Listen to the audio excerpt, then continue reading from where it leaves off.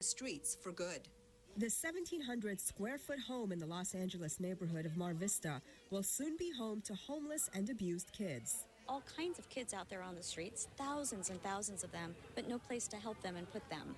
So we will be able to actually take them from the streets and house them and help them. The home was purchased by 1736 Family Crisis Center, an organization that provides support services to homeless and abused individuals. But the property needed upgrades, so the Every Child Foundation, another nonprofit, stepped in with a $1 million grant. Children on the street is one of the most tragic situations I can imagine, and it's one of the most critical unmet needs in this city. To celebrate, city officials, community groups, and youth advocates gathered for a groundbreaking ceremony at the new location. Officials say there is just a small handful of licensed shelters that take minors directly from the street, and this new emergency facility will help address that need. This is the house where hope lives. This is the house where light is going to be shined on some darkness, and this is the place where a corner can be turned for people who need to turn their lives around. Renovations will include the addition of a fourth bedroom, expansion of the home to 4,000 square feet, and new outdoor space. We feel that our community is on the right path, that we're saying no more abuse to children, no more homelessness, and we're holding hands and coming together to keep kids safe. Renovations are expected to be completed next year, and the shelter will be able to house up to 6 kids for 3 weeks until they'll be able to transition into permanent and safe housing. I'm Yana Kay for LA This Week. The new shelter will be the Family Crisis Center's 11th location in Los Angeles. An Eastside community looks forward to a bright future as they appreciate their past achievements and plan for their next steps. Raja Goel has more. The community of Boyle Heights is celebrating a victory, the increase in the number of recent high school graduates. And much of the thanks, residents say, go to an initiative called Promesa Boyle Heights, which aims to improve the lives of residents. Promesa Boyle Heights is a collaborative of residents, youth, and over 30 public and private institutions working together to realize a shared vision. A shared vision where every child has an opportunity to learn, grow, and succeed from cradle to college and career. Promesa Boyle Heights offers programs such as wellness and health workshops, mentoring for careers, and leadership development for youth and adults. And what we see here today is pretty unprecedented. For Boyle Heights to come together with the elected officials and the community members. Mendez High School has seen the results. Through the initiative, graduation rates have more than doubled, from 31% to over 70% from 2012 to 2014. Among those graduates is Alicia Mancia, who started her junior year at the high school more than 60 credits behind. She never thought she would graduate, but through programs offered under the Promesa initiative, she received her diploma in June of 2014 and is now pursuing a career in the beauty industry. I had lost hope for myself. I had to stop trying, and they were the ones that were there for me, the only ones that believed in me, and without them, I wouldn't be where I am today, honestly. The second phase of implementing these programs is already off to a supportive start, with AT&T pledging $300,000. We'd like to continue to be here for them as they see themselves and work themselves through this transition. A transition that is helping create a new path for many. Try your best, because at the end of the day, it's you, it's all you. In Boyle Heights, I'm Rasha Goel for LA This Week. The second phase of the program targets 3 key elements: a community enhancement program, expansion to more schools to include elementary and middle schools, and the launch of a wellness center. As part of the city's celebration of African American heritage, a special exhibit is on display at City Hall. It's all about the Divine Nine and the lasting contributions they've made to their communities.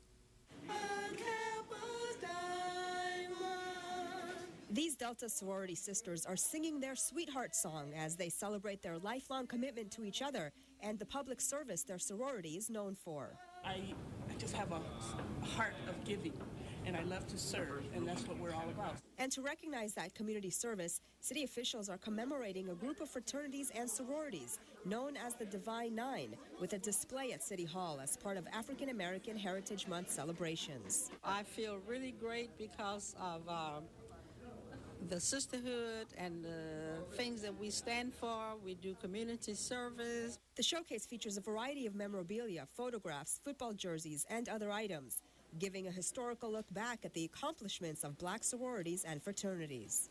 I joined Omega Psi Phi Fraternity Incorporated because Omega has a history of service in the African American community, and all of my adult life I've been in occupations and professions that required service. So Omega is just an extension of that. Back in the 1900s, a group of 7 Cornell University students got together and created the first African American fraternity called Alpha Phi Alpha. This launched the birth of 8 more black fraternities and sororities, becoming known as the Divine Nine. They were formed to fight injustice and push the civil rights movement forward, and now it has become a legacy for many. It's a family historical thing, but it's also in my heart. Earlier in the day, the sororities and fraternities were honored at City Hall for all of their contributions to the community, a fitting tribute to a lifelong commitment of service. I'm Yana Kay for LA This Week.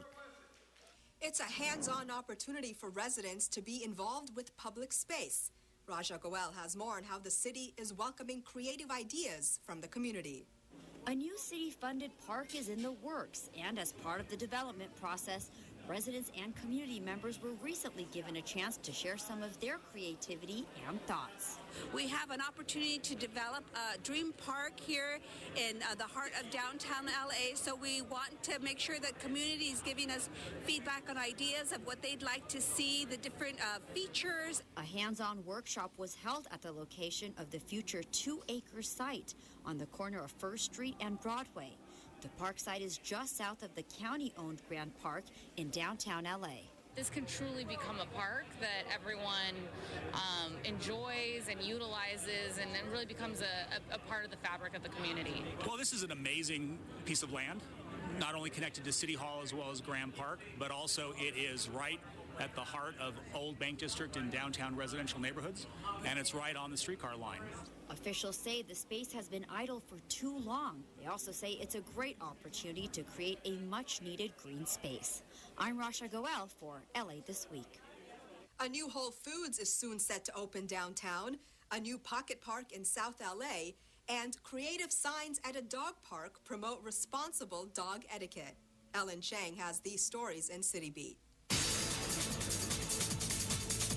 Whole Foods Market has announced that its new downtown store, currently under construction at 770 Grand Avenue, will open on November 4th. The planned 41,000 square foot natural and organic foods market is set to bring more than 150 jobs to the area. The market at the corner of 8th and Grand is part of a larger 700-unit residential development by Carmel Partners that will also include 8,000 square feet of additional retail space. The Office of Council District 14 worked with Carmel Partners in bringing the popular grocery chain to downtown. South Los Angeles receives a new community-designed pocket park replacing a once blighted site. Avalon and Gage Park on Avalon Boulevard sits on a 1/3 acre transit median in a densely populated but park-deprived area of South LA. The park features a toddler playground, picnic areas, an outdoor fitness zone, a walking path, and a tree-lined seating area with benches. Avalon and Gage Park is the 27th installment in the city's 50 Parks initiative aimed at bringing parks to park-poor neighborhoods. Councilman Mitch O'Farrell recently joined Rec and Parks officials and community members at the Silver Lake Dog Park to announce the finalists of the Dog Park Sign Design Contest. The top 5 winners were chosen with the most votes by a panel of animal advocates and officials from the city. It will be placed throughout the dog park to remind owners to be responsible for their pets, but in a fun, encouraging, and very, very Silver Lakey kind of way. Rec and Parks officials also celebrated a check donation by Truemark Homes in the amount of $2,500 that will go toward even more improvements at the park. Councilman O'Farrell's office also donated $1,000 for the upkeep and maintenance of the park. 2 longtime friends, one a councilman, one a Pro Football Hall of Famer, recently talked to kids at their former middle school about setting goals and how to achieve them. And they say sports has a lot to do with learning about success. Ellen Chang reports. Councilmember Tom LaBonge and former NFL player and Hall of Fame member Mike Haynes play a little pretend football.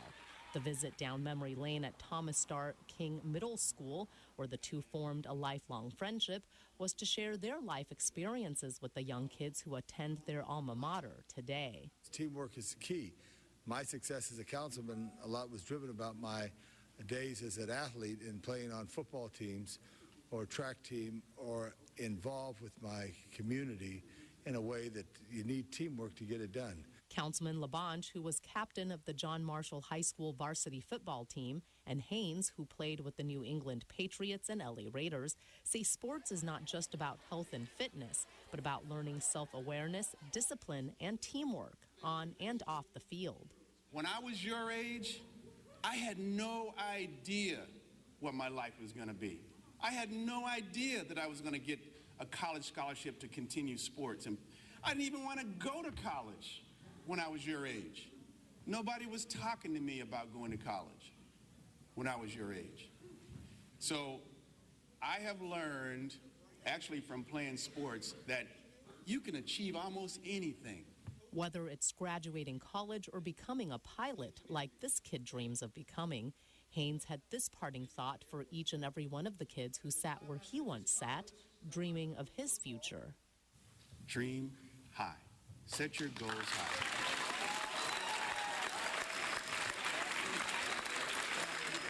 Haynes is about to start an academy focused on teamwork, goal setting, and other important life skills he says are learned through sports. In this week's list of things to do, East meets West for a concert at the Disney Concert Hall, Oscar-nominated editors share secrets of the trade, and a dance party for young kids. Here again is Ellen Chang. And a first for the LA Phil. The orchestra celebrates Chinese New Year, the Year of the Sheep, with an eclectic blend of East and West with a concert at the Walt Disney Concert Hall called From Tchaikovsky to Tandon. Joined by prominent Chinese artists, the orchestra will play music by Chinese composers as well as traditional masterpieces. The Walt Disney Concert Hall is located at 111 South Grand Avenue downtown. You can catch the concert at 8 p.m. on Thursday, February 19th, Friday, February 20th, or Saturday, February 21st. For tickets and information, visit laphil.com. The Oscars are on Sunday, February 22nd, but the day before, on Saturday, the 21st at 10:30 a.m., the Egyptian Theater will co-present, along with the American Cinema Editors, Invisible Art, Visible Artists Seminar. This year's Oscar-nominated editors will talk about how they went from dailies to Oscar-nominated films. The editors attending are Joel Cox and Gary D. Roach for American Sniper, Sandra Adair of Boyhood, Barney Pilling of The Grand Budapest Hotel, William Goldenberg for The Imitation Game, and Tom Cross for Whiplash. The Egyptian Theater is located at 6712 Hollywood Boulevard. This is a free event. Seats are first come, first serve. Doors open at 9:30 a.m. Go to AmericanCinemaTech.com. And if you are looking for a good excuse for a dance party, we've got one for you at the Autry National Center on Sunday, February 22nd. The museum is hosting a family dance jam at 11:30 a.m. and again at 2 p.m. As the DJ spins global grooves, a team of dancers will lead lively dance games for families to enjoy together. Be a train, form a bridge, and line up for a modern twist on the Virginia Reel. Fun for ages 2 to 8. The Autry National Center of the American West is located at 4700 Western Heritage Way. Go to theautry.org. And that's a look at some upcoming things to do. In honor and in celebration of the upcoming Ciclavia in the Valley on March 22nd, the first time the car-free event is being held there, Ciclavia hosted a photo contest asking people to hashtag their photos Ciclavia Valley. That's our This Week in Tweets. Councilman Bob Blumenfield, who represents parts of the valley, tweeted a photo of the mural at the Magnolia Science Academy. He wrote, "I love Rosita's Einstein mural by Levi Ponce. Share your love for the San Fernando Valley. Tag Ciclavia Valley." And a Twitter user at Cicla Valley tweeted this photo with the caption, "Need any more proof cycling is large in the 818? Hashtag NoHo Metro Station." Again, the car-free block party is coming to North Hollywood and Studio City on Sunday, March 22nd. Well, it's the first ever half marathon at Griffith Park, and it supports a good cause, keeping LA's parks alive. Anna Marcos takes us to the starting line. free. The first annual half marathon at Griffith Park got quite a send-off with help from Councilmember Tom LaBonge. So why a half marathon? You know, marathon is 26.2. This is our 13-mile run through the greatest park in the world. About 800 runners strapped on their running shoes for a good cause. Their entry fees help to raise money for LA's parks through the Los Angeles Parks Foundation. Every runner that's participating today is, in fact, supporting every park in the city. We run here every Tuesday night, so we like to support the LA park system. I've been here a couple of times, and I like the park. I think it's a good cause to raise some money to keep it going. The race trail was a scenic one, passing through some of Griffith Park's best-known landmarks, the train and pony rides, the LA Zoo, the merry-go-round, and even a section of the LA River. There was a family-friendly 5K run for those not quite up to the vigorous 13-mile jog. It was a nice day to come out, a beautiful place, good day to run. A good heart-healthy day for the half marathoners and a good fundraising day for LA's parks. I'm Anna Marcos for LA This Week. Well, that's going to do it for this edition. Thanks for joining us. I'm Yana Kay. A reminder that you can catch us online at lacitywiew.org. You can also follow and like us on Facebook. Our Twitter handle is at LATW-35. We'll see you back here next week for more of LA This Week.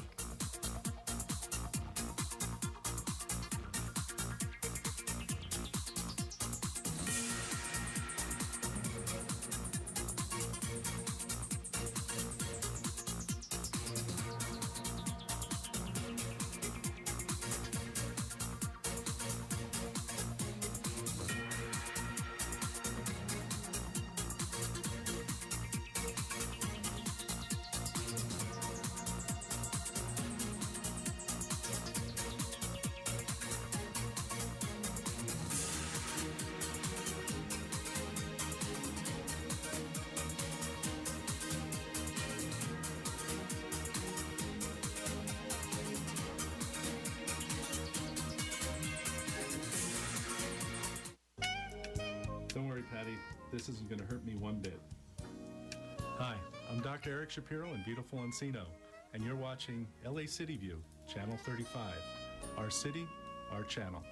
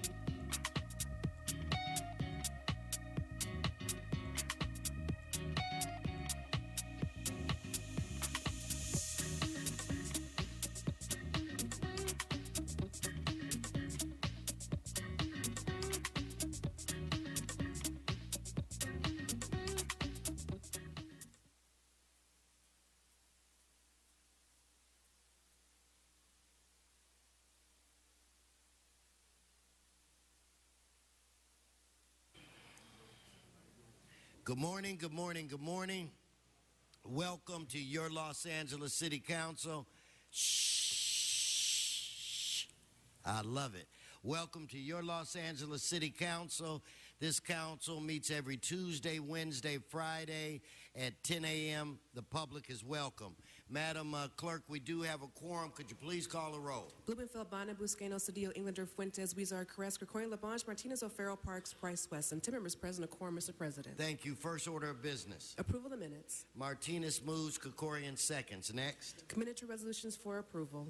Englander moves, Labange seconds. That brings us where? Mr. President, there's a request to continue item 1 and 7 to March 17th. Okay, so without objection, that'll be the order. Continue. Items 2 through 5 are items for which public hearings have been held. Okay, do we have cards? Oh, no. We have had? Okay, let's prepare to vote on those items. On those items, members, let's open the roll, close the roll, tabulate the vote. 10 ayes. And for item number 2, Mr. President, that ordinance will be held over for 1 week for a second reading. Okay, I understand that. I do not think we'll get to 12 today. So let's move on to items 6 through 12. Items 6 through 12 are items for which public hearings have not been held. 10 votes required for consideration. Okay, so without objection, those items are now before this body. Do we have cards? Yes, cards on items 6, 8, 9, 10, and 12. Okay, let's prepare to vote on the remaining unless there are some specials. Mr. Cedillo, you're looking good today. Let's prepare to vote. Thank you, sir. Let us open the roll, close the roll, tabulate the vote.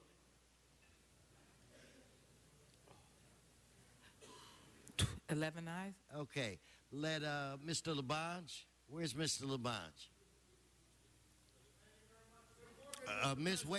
Wait, Mr. Labange. Mr. Blumenfield. With, please. Item 4, forthwith. Okay, Mr. Labange. Thank you very much, Mr. President. Very briefly here, we have Mr. Boring, who is the Chief of Staff for the Berlin Senate, our sister city, which in 2 years we will celebrate our 50th anniversary with our long ties between Berlin and Los Angeles. He wanted to say 1 or 2 words. Good morning. Yeah, wonderful. Dear Welcome. Mr. President, council members, Tom, thank you very much to be here and to stay in Los Angeles because of the sister city partnership between Berlin and Los Angeles. And I just want to say thank you very much for your engagement in the sister city committee, but also in the sister city partnership projects. Thank you very much for that. And Los Angeles and Berlin has a strong partnership that is very important for us because of the cultural exchange, the film exchange. I stem my finger crossed because of Grand Hotel Budapest was shot in Berlin. And so thank you very much for that engagement, and I hope you have a nice day. And thank you for your wonderful program that you have made possible for me. Thank you very much. Thank you and welcome. Dankeschön. Thank you very much. Mr. Labange, don't you want to make another intro? Yeah. Hey, we have a very special group of students here from the Younghung High School in South Korea. Please rise and be recognized by the City Council. Kamsahamnida, Chinku. Come up here. And the Brooklyn Nets. We got to get them an LA Clippers or Lakers t-shirts. Brooklyn Nets. Okay. Kamsahamnida. Thank you, Mr. Labange. And Mr. Labange, if you could come spell me.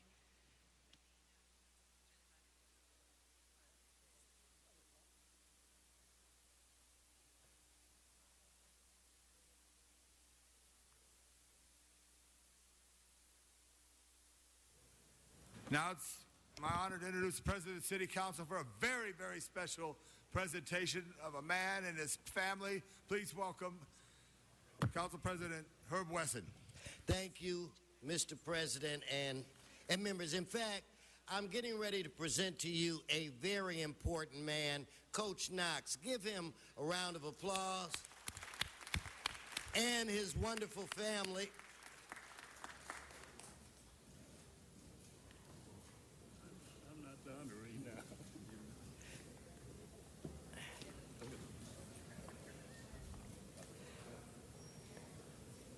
looking clan. Mr. President and members,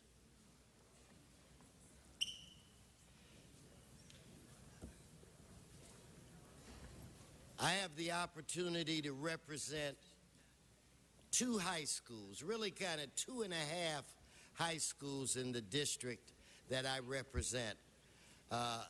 We help with Hamilton. I share Los Angeles High with Mr. Labange, and Dorsey High School is mine, all mine.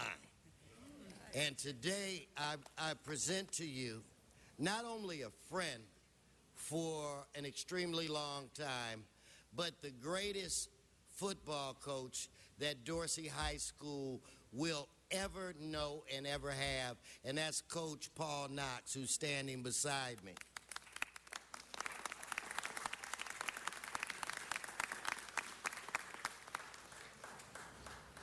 Not only has he been a phenomenal coach, he's been a great teacher. I believe a history teacher, if I'm correct, and history is what I got my major in college, teacher. So hopefully I'll have my events in the correct order. You know, I do want to acknowledge, though, his parents that are here.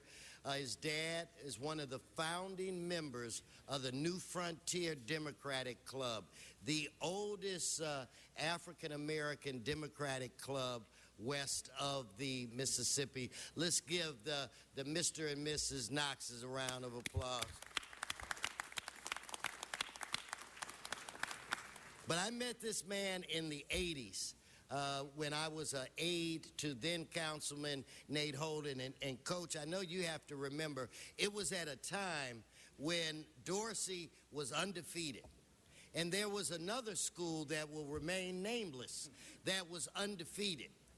There were some concerns where related to safety. So the game between these two powerhouses, which was supposed to take place at Dorsey High School, was forfeited, even though the then Chief of Police, Daryl Gates, proclaimed that our field at Dorsey High, Rancho Cienega, would be the safest place on the planet to be that night. But anyway, so the teams continued to play, and ultimately they met in the championship. And that was the very first game that I attended. During that game, he had a star running back, Kareem Abdul-Jabbar, who went on to play for the Cleveland Browns and Miami Dolphins. And that team that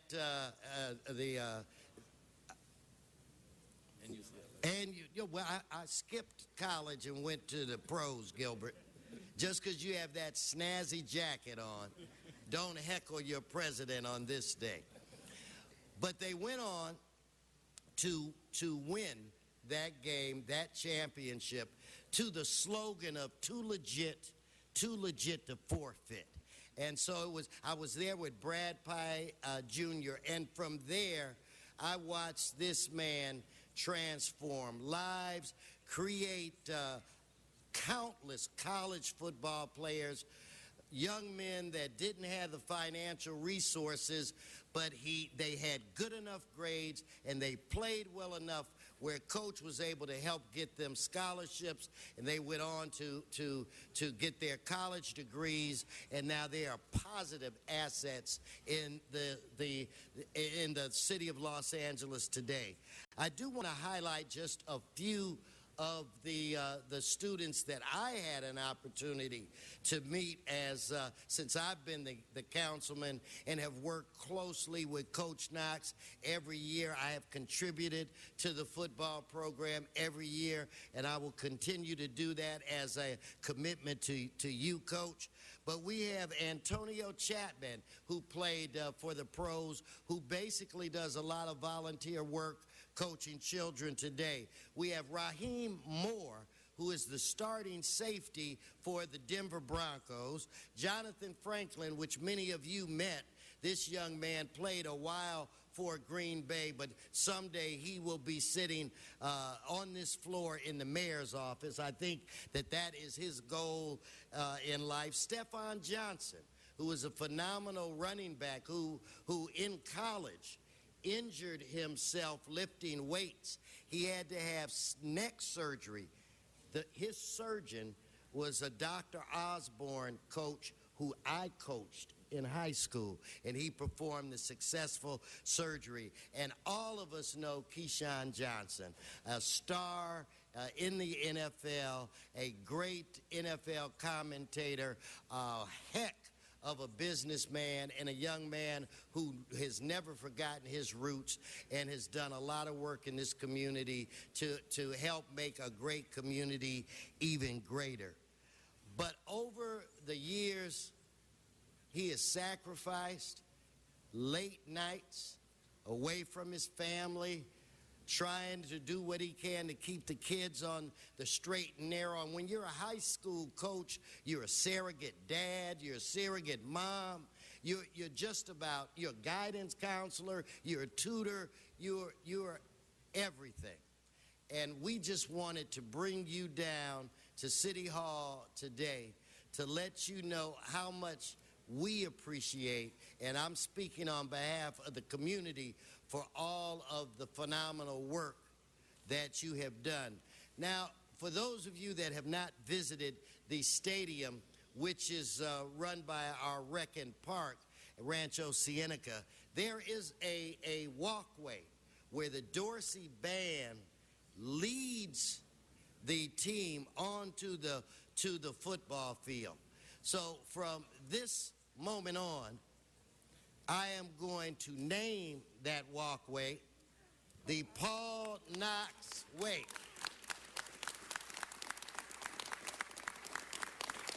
In fact,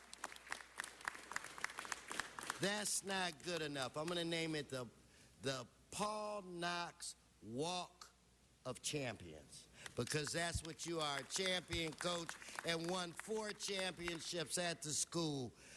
The least that I can do as a friend is just let you know that personally, I'm going to miss you. He would allow me to be on the sidelines. I have a Dorsey jersey. I have a coach's shirt. I have a cap. I have a jacket. Now, the kids didn't listen to me, but I was out there looking as if I knew what I was talking about. So personally, I will miss you, and I wish you and your family continued success. Members, do me a favor and help me truly welcome the greatest high school coach in football that I have ever known, Coach Paul Knox.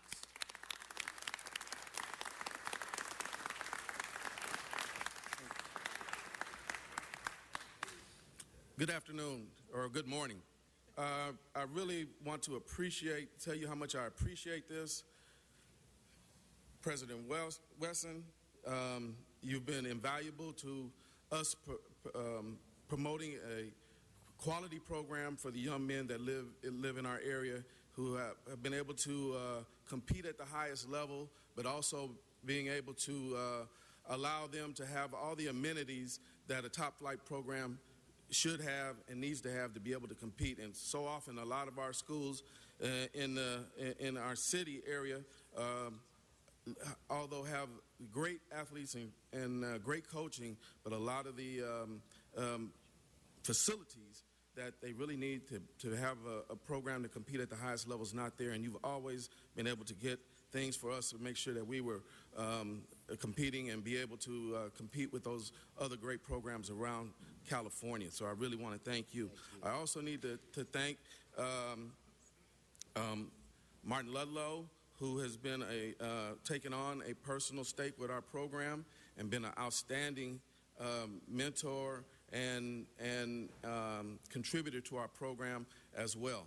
And we wouldn't be doing any of the things for the young men that we do. The football part, the kids are going to play, but all the other amenities that come, feeding them on game day, making sure they have meals during the week, all those things come from the contributions and efforts of President Wesson and Martin Ludlow. So I needed to thank them. Of course, I have to thank my parents right here, my dad, Dr. Owen Knox. He has been a longtime administrator in the LA Unified School District, and also one of the groundbreaking for black educators in the city of Los Angeles. And so I of course have to thank him, and my mom, Margaret Knox, who has been the support of our family as well. And I know you're looking at them, and I'm going to embarrass them a little bit. I am 62 years old. My dad is 97. Whoa. My mother, I know she doesn't want me to tell, but she's 91. Yeah. I also have my brother here. Of course, he's been a great support, comes to all the games all the time, and has also contributed to the program anytime we ask him to do that. And then my son, Gus, right here, and my other son, Brandon, who played for me and also came through our program, coached for us, and he did an outstanding job, and we love him. I also have to say thank you to my Dorsey family, people that came. In particular, one of my main supporters at Dorsey High School was one of my administrators when I first started, but I do have to say he's always supported me in everything. That's Mr. Love. He's standing right to the side. Yeah. Thank you so much. My Alumni Association, all my alumni people, thank you. And the great teachers at Dorsey, I can't say enough. And anybody that knows, Dorsey's a diamond in the rough. And, hey, make sure that we promote that school, and that, I feel that any kid in Los Angeles could come to Dorsey and get a world-class education. And I think I will always promote that for Dorsey. I thank the council. Thank you so much. And thank everyone here today. Appreciate all the things you've done. Thank you. Thank you, Mr. Wesson. Before you make the final presentation, the pride, the Rough Rider of Roosevelt High School, the great quarterback for Roosevelt, Gil Cedillo. Thank you, Mr. Labange. Coach, just let me echo the words of our president, and I know he'll agree. There's a lot of titles people have, and the president has been an assemblyman, he's been speaker of the California State Legislature, council member, president, the great Los Angeles City Council. But he and I agree, there's no greater title, no greater name, no greater standing to have than to be called coach. And you've made young men, you've made young boys to young men, and you've changed lives, and you've impacted every athlete that came your way. And with that, you've made a better community. And I know that, and the president knows that you change lives and you make men every single day. There can hardly be any greater community service than what you've done. And you may be retired, but wherever you go, whenever one of your athletes sees you, he's going to call you coach. God bless you. Thank you. Great job. That's a great, I want to just echo that. Mr. Wesson, before you do, I want to thank Coach Knox for his help with the LAPD Centurions and the offseason. And Mr. Wesson, I want to ask your deputy to put down what you got right there, because you're given that resolution. Put that down. I want you to catch this now. You got it? Oh. You got it? Come on, he catch it. He got it right there. There we go, right there. I was Kimani Black of my office making a reception of a 21-yard pass. But I do want to, again, thank all of you for joining me in celebrating a job well done by Coach Knox. I do want to thank the boosters that are here. And Dr. Love was a former championship baseball player at Dorsey High. He took the game-winning ball. They've been looking for it for 50 years. I know he has it. But anyway, with that said, Coach, I'd like to present this to you, signed by all my colleagues, as a token of our appreciation for all that you've done for the young men and young ladies that will someday be sitting in these seats right in front of us. Let's give Coach another round of applause. Coach Paul Knox. Dorsey High, the colors are green and white.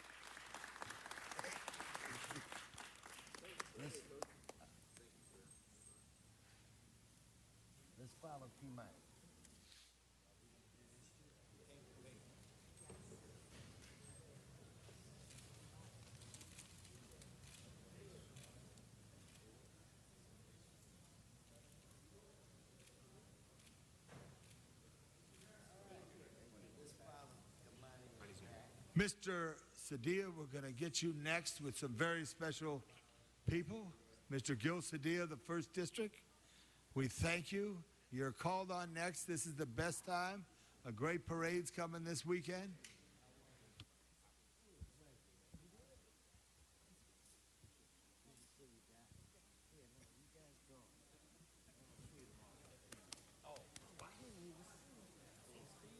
I should have known you would be there.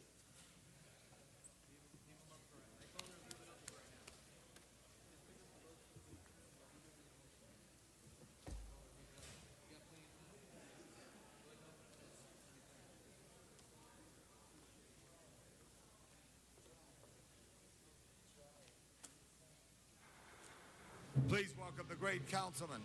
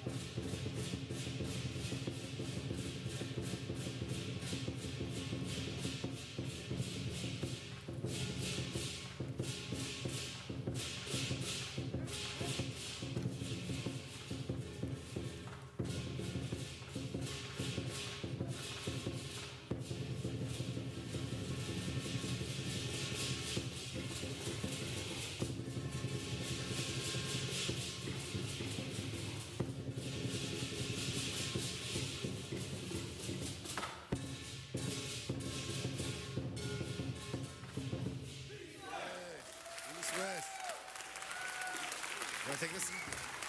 You can take it home for all your wealth and Okay. green bean food. Let's give him another great big hand there.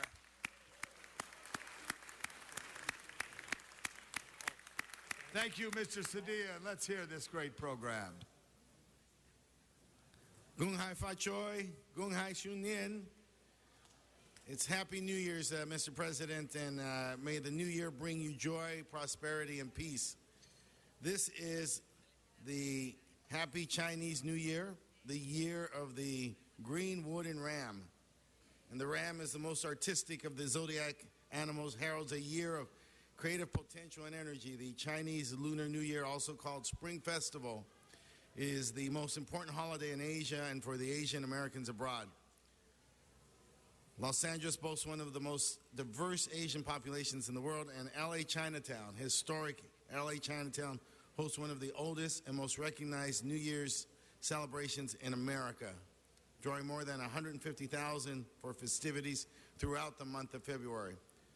Part of our rich Chinese New Year tradition is the Miss Los Angeles Chinatown pageant, which this year is the 50th annual pageant. And I would like to introduce and acknowledge our Miss Los Angeles Chinatown Queen and her court, who will join us today and will be here with us for the rest of the year, serving in their role. Let me begin first by introducing, those? Okay. Let's start with Little Prince John Hervey III. Come, John. Come over here. Stand up here. Look at this. You get that. Show it off. Okay. Little Princess Malia Fong Respicio. Okay. You my dear. Go up front. Little King Kendrick Moy.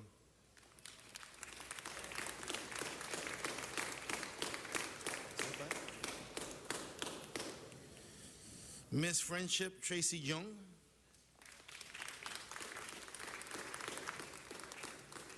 Congratulations.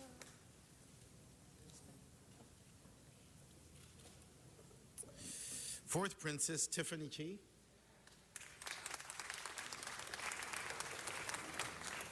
Congratulations.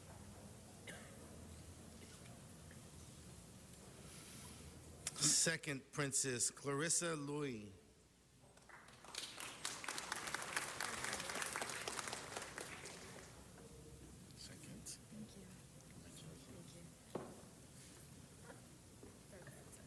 Yes, third Princess Vivian T.C.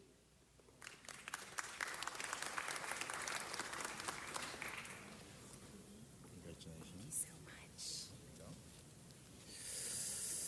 First Princess Erica Louis. Congratulations. And finally, Queen Alice Wong. Congratulations. It's going to be a great year.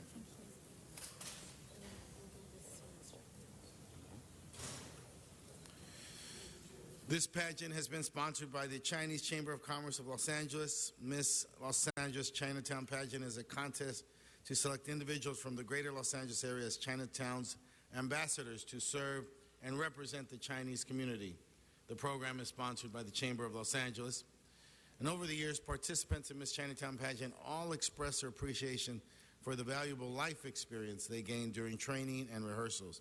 Participation in community services and events after the pageant also help a lot in their personal growth, their maturity, and their business development in the future years. On behalf of the City of Los Angeles, we extend best wishes for the continued success of the Miss Los Angeles Chinatown pageant.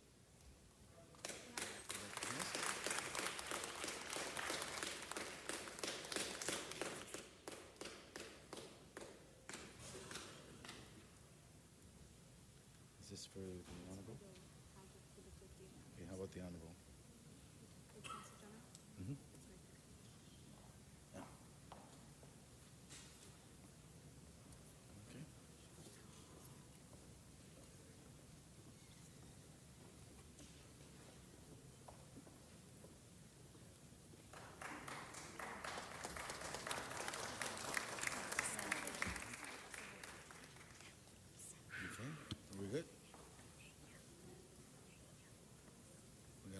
those.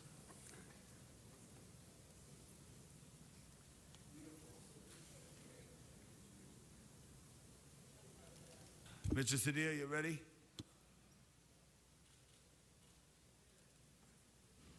Thank you. Thank you. Let me move forward with stating that on behalf of the City of Los Angeles, we are pleased to have with us the Honorable Wang Lei, Chinese Deputy Consul General of the People's Republic of China in Los Angeles, to join us to celebrate Chinese New Year 2015 and welcome in the Year of the Ram.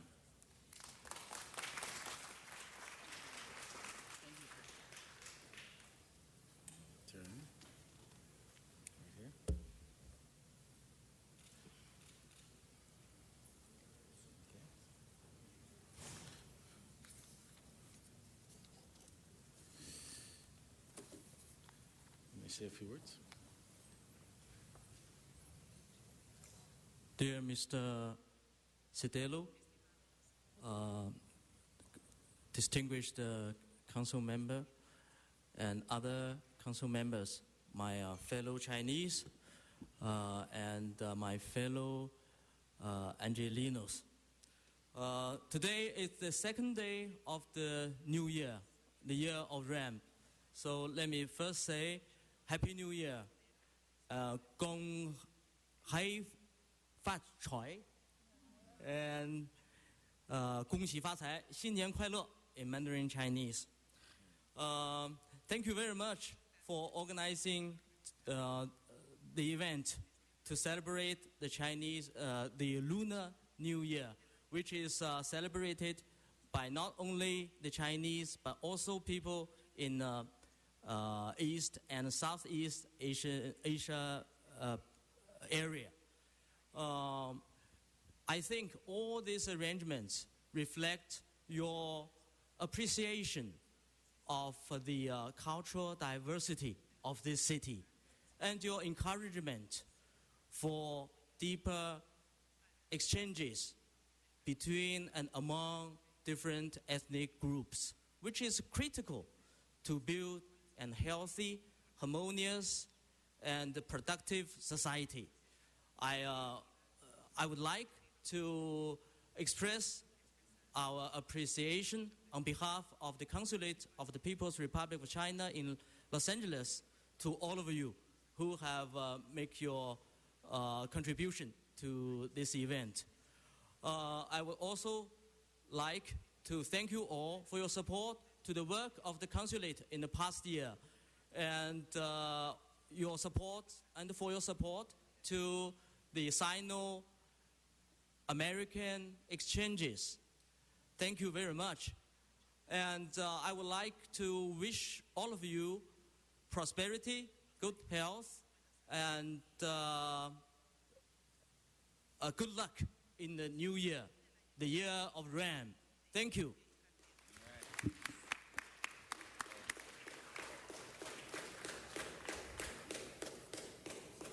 Mr. President, let me close by inviting everyone who's watching to join us tomorrow, Saturday, February 21st, for the 116th Annual Golden Dragon Parade here in Chinatown. We're going to have spectacular floats, decked out cars, dancers, bands, and the parade is going to be led by our Grand Marshal, our newly elected Sheriff, Jim McDonald. The parade starts at 1 p.m., and we'd like everybody in the public to please join us. It's going to be a very, very festive weekend. And please come to the First District, to Chinatown. Everyone is welcome as we continue to make the first #1. Please join us in Chinatown for the 116th Annual Golden Dragon Parade. And that's at 1 o'clock tomorrow. 1 o'clock. Good job. And then finally, let me invite everyone to join us after council, of course, to join us on Spring Street for a Chinese New Year's luncheon and celebration here in the right outside of City Hall. So, thank you very much. Happy New Year, everybody. Good job, Mr. Cedillo. Great job. Council General, great job. Mr. Gilmore, great job. Okay, right now I want to reconsider one item real quick here. Number 5. So this is for reconsideration. Let's open the roll, close the roll, tabulate the vote. 10 ayes. 10 ayes. It's before us. We have 2 cards. And Mr. Cahor, you want to say anything? Please. Thank you very much, Mr. President. Members, what's before you are the findings of the Cultural Heritage Commission recommending that the city include the 90-year-old, 100-foot-tall London plane trees on Cantura Street in the city's list of historical assets.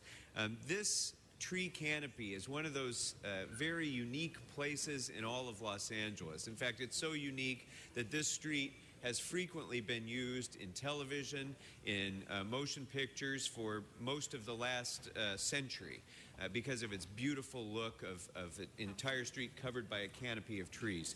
But unfortunately, many of these trees were being cut down for the, in my view, ludicrous reason that under modern building standards, when homes were being remodeled, some of these were 80, 90-year-old homes. When these homes are being remodeled, the new building standard requires a wider driveway apron. And so because of the widening of the driveway apron, these magnificent trees were in danger of being cut down, destroying the look of the entire neighborhood.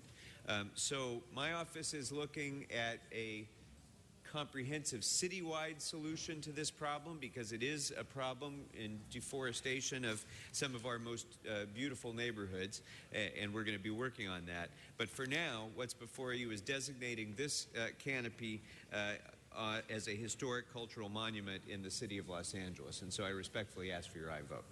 Thank you, Mr. Krikorian. We do have cards. And Mr. City Attorney, we have 10 members here. I'm going to ask 1 minute public comment, if that's okay, Mr. City Attorney. Thank you. Excuse me, Mr. President. There should be a motion to reopen public hearing. All right. It was already satisfied. So if it was already satisfied, I'm okay with it. I'm sorry. I'm satisfied if you're satisfied. If you don't mind, Mr. President, members of the community came down to speak. If you don't mind giving them 1 minute, 1 minute is very good. Jan Gordon, please, followed by Eric Previn. President, as they're making their way down, particularly because this effort really was initiated by this community that realized the long-term damage that was going to happen. They stood up. They got almost 2,000 signatures on a petition. This was really one of the great examples of a community coming together and organizing, working with my office to find a practical solution. Without objection. Very well. Thank you. Jan. John Gordon, I would like to first of all, thank Councilman Krikorian and his staff for being so very responsive to the community here and helping us save these trees. The rustling of trees, the leaves, the shady canopy provided by these trees, and the calming peacefulness, the energy savings, these are all reasons why trees make a neighborhood a very wonderful place to live. This is why we got together to try to prevent the destruction of these trees, because 5 had been removed, they were being cut down unnecessarily. And so basically, one other thing I would say is we started a petition that got, as Councilman said, almost 2,000 signatures, and I have just 7 pages of the printout. There are many, many pages. I'm going to leave these with the council as just a sample of the kind of responses that we've gotten from places as far away as St. Louis and all over the town as well. People come to the street just to walk the street. Thank you, Jan. Very much. Thank you. This is exciting. Thank you, sir. Eric Previn.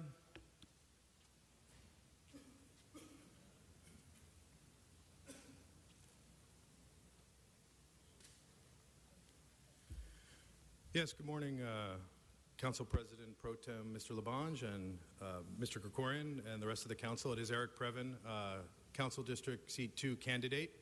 And this is a matter in our district for Cantura, where we have a number of beautiful old trees. And this cultural historical designation is of note. I think that there were a lot of signatures in support of this, and I want to identify this specific piece of this area in Studio City. This is about a mile or so from Weddington, where we have a golf and tennis program. And this is also known as the Silver Triangle. The Silver Triangle is a designation that I think is mostly used by realtors, and that is because this part of our district is, well, I mean, to use an expression that I once kicked out there at a LACMA debate, it is, in fact, for the fancy people. This is a neighborhood that is doing very, very well. So to have this kind of service for the trees is, of course, expected, and City Hall will do a very, very good job. Sir, was that 1 minute? That is, sir. Thank you for your comments. Thank you very much. I made an announcement due to the quorum. We have 10 members. Thank you. That completes the speakers here. Mr. Krikorian, very good job. And the department, let's open the roll, close the roll, tabulate the vote. 10 ayes. 10 ayes. Thank you. Thank you very much. Now we're going to call on Kyle Goldberg from Channel 2 to give us good weather. Give him a big hand right here. Kyle's down here. He's a great weatherman. Thank you, Kyle. Drizzle maybe over the weekend, but otherwise, we'll all live. Whoa, good job. That's good wishes. Now I'd like to call on the great councilman of the 13th District, the one who works so hard for his district. Why not call on Mitch O'Farrell for a very special presentation for a great graduate of John Marshall High. John Marshall High School. I cannot believe you're retiring on us. Hey, come on up. Thank you, Mr. President. Colleagues, I just told Mark Madaskal I cannot believe he's retiring on us. Can we pull him back out of retirement, please, because we need him to continue. Reckin Parks, do you support that? Okay. This morning we recognize a man of the public, and that is our friend Mark Madaskal. He has made his presence known since 1978 with Recreation and Parks. Anyone who's worked with Mark knows how deeply he cares about the community that he comes from and that he has worked in since that time. A member of the family with deep roots in Los Angeles, born in LA, who lived his first 28 years in Echo Park in Silver Lake in the 13th District. Mark started his city service with the Department of Recreation and Parks part-time after 1 year after graduating from John Marshall High School, Tom. John Marshall. Mark earned a Bachelor of Science degree from California State University, LA, majoring in recreation with a minor in public administration and a certificate in youth agency administration. Mark began, full-time in late 1982 as a recreation director at Cypress Park Recreation Center. His other assignments included working at Lincoln Park, Lincoln Heights Senior Center, Lou Costello Jr. Youth Center, and the Municipal Sports Office before being promoted to different supervisory and managerial levels throughout the rest of his career. The last 15 years, Mark has served as a region superintendent of operations in charge of approximately 1/3 of the department's recreation centers and smaller parks, known throughout the city as a great ambassador of the department.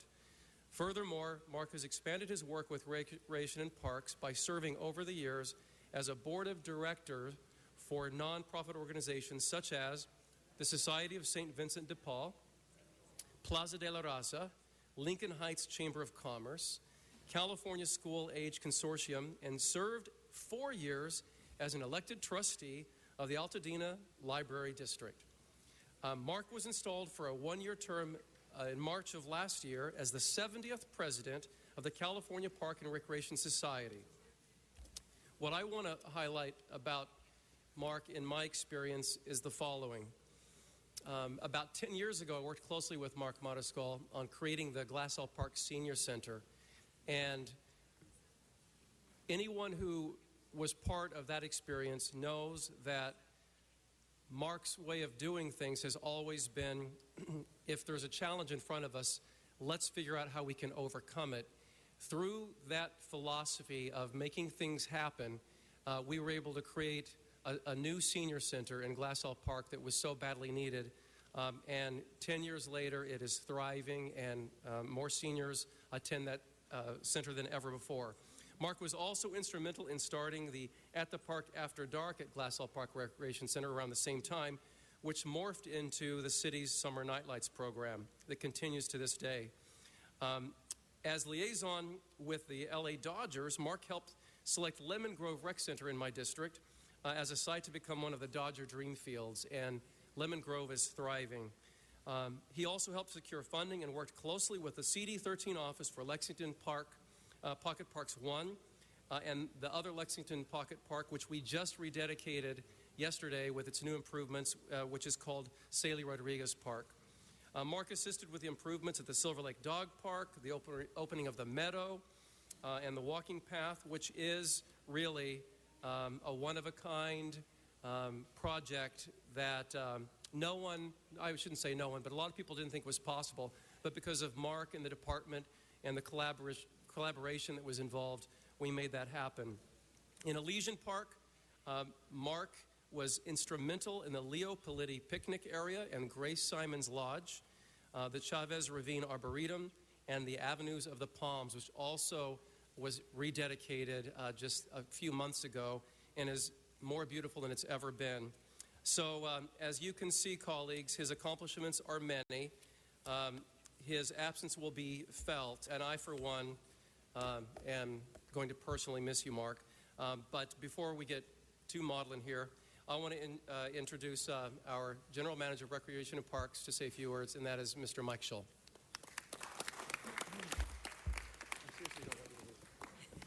Thank you, Council Member, and good morning, Council Members. First of all, I'm surprised Mark Mariscal didn't jump up and start dancing with the celebration of the Chinese New Year, because that's what Mark is all about. The energy that he brings to the department is not going to be easily replaced. We recently celebrated our 125th anniversary of Recreation and Parks, and I'd be willing to bet if you put the most influential people up on a board over those 125 years, Mark Mariscal's picture would be up there, because I think he's had that much of an impact on this department over his years here. There's Mark and I have been talking a lot lately about the history and traditions I guess it's kind of our exit interview with Mark, but so we've been spending some time together, and his concerns for those traditions being carried on really struck me. And so I'm here to tell Mark today that all of those things that he's worried about, I will make sure that the department carries those things on, and hopefully he can come back and participate in some of them.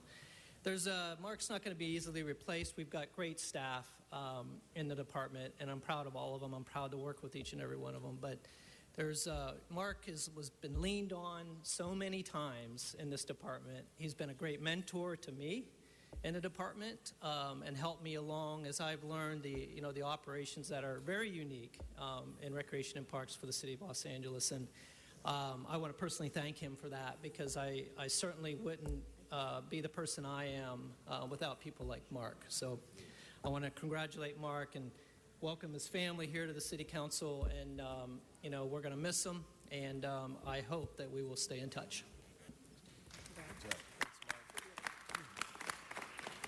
And now, colleagues, another larger-than-life figure, our colleague, Mr. Tom LaBonge. I'll save his speech for his March 5th retirement, but he is a great human being. And why I asked what high school everybody goes to, Mr. President, is I'm proud that John Marshall High has contributed so many great people. Mark Mariscal is one of them. Mark, go back to Mitch. No, it's Mark. Mark, take it. Mark Mariscal. Thank you, Tom, and thank you, Mr. President. A council president says you cannot call him council president when you're out in the field. You got to call him Herb. And I've got to say that my 37 years, when you include part-time, 34 years of full-time retirement, has been very hard to really come to a close as I'm cleaning out my desk and cleaning out my office. I definitely want to thank each and every one of you. Many of you have been helpful to me as I've tried to be helpful to you in your council districts. I thought it was great that we had the issue of trees, because I've really enjoyed saving the trees in the parks over the years from the projects that we've had to do. I've really enjoyed the Lotus Festival at Echo Park, which the Chinese New Year today brought together. And I really understand that I have an assignment for the next week to get ready to change the name of the walkway at Rancho Cienega Rec Center into the stadium after the coach. And so all of those things before my official retirement date, which is in a couple of weeks. But I have to thank my direct supervisor, Kevin Regan, who's back here, Assistant General Manager, who's been my friend for almost all of the 34 years at the department. I have one daughter who's getting ready to have our second grandchild. Could not be here today, but my daughter Jennifer, who's a part-timer, works sometimes in our department. Jennifer. And my wife of 33 years, Pauline. And then real quick, my oldest brother is here, and so we talk about growing up in L.A. You know, we grew up on Alvera Street. Our family's had a store down there for since 1930. My brother runs the store with his wife now. He's vice president of the Alvera Street Merchants Association, president of their foundation, and so in a year and 1 day after I retire, I can come talk to some of you about the importance of keeping that history alive at El Pueblo, because it's very important of the things that go on there. But really, I just got to say to all of the city staff that have helped me, thank you. To all of the communities that I've been fortunate enough to serve, thank you. Because parks make life better, and LA is a better place because of our parks. Thank you. Mr. Price. Mr. President, I just want to stand and salute Mark for his efforts and appreciate the efforts of Mike and the department, Kevin and staff, certainly, and the attention they've had towards making sure that we have parks in underserved areas. They've been sensitive. You've exerted some leadership in making sure that all of our citizens have an opportunity to enjoy the benefits of open space, of park space. And so you're going to be missed, but we know that the battle will continue, and congratulations on your retirement. And I just have to say this. I think a lot of the people that stand behind you know that I love Rec and Parks, and that I know that each and every one of you have bent over backwards to make me look good in the community that I'm blessed to represent. But I got to tell you, this man is a problem solver, creative, and I love to just give him a problem and then walk away, and then somehow he gets it done. So it's been my honor to serve with you, and know that you will be missed all over, but CD10 will miss you a great deal. Let's give him another. Mr. Cedillo. You took the words right from me, Mr. President. Mark, you're too young. Where are you going? Plus, this relationship hasn't been ongoing long enough for us. You are exactly as the President said, a problem solver. You're a leader. You don't need a title. You look for problems and you solve them. We come to you, and I can't thank you enough for what you did for us in the very beginning. The projects, the challenges we had at MacArthur Park, the different little issues we've given you, and you've been a steady, very certain, a very mature voice from the department and from the city, bringing together varied interests, and everybody walks away as a winner. And I can't thank you enough. I know Arturo Chavez feels, I mean, he, like the rest of our staff, we just adore you, because you are the adult in the room and you solve so many problems. And at the end of the day, the city benefits so much for all that you've done. And you're one of the unspoken heroes of the city. And so I'm happy for you, but we're saddened by your departure.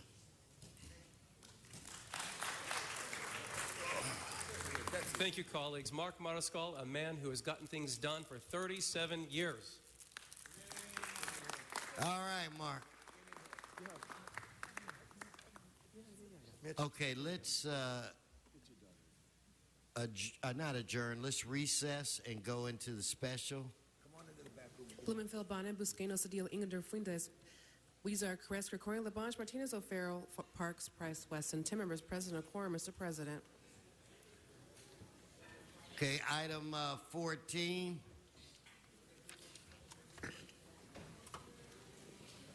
Teresa Yeraman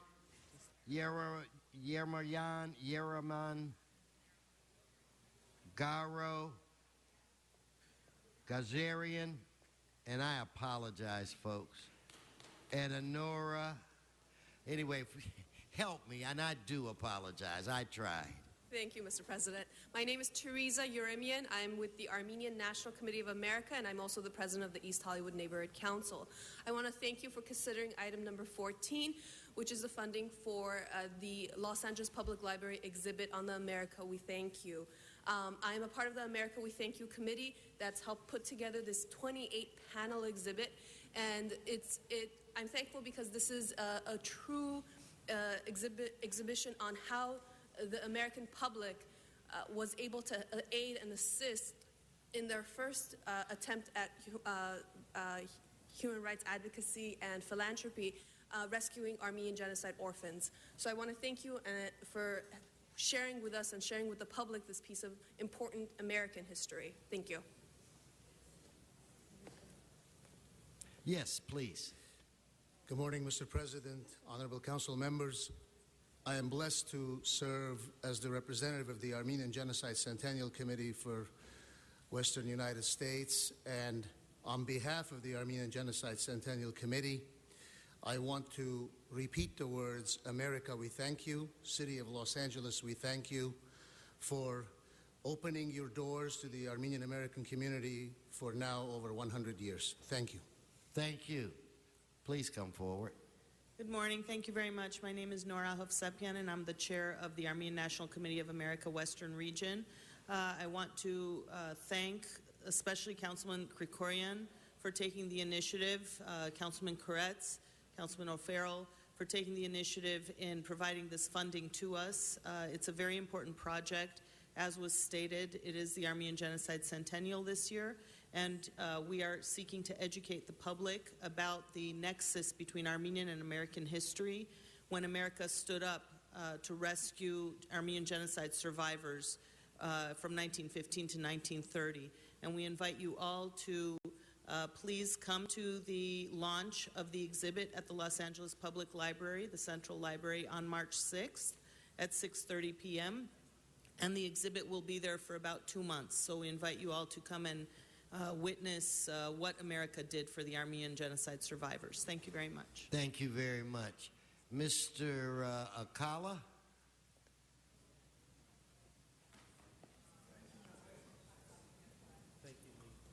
Followed by Mr. Herman.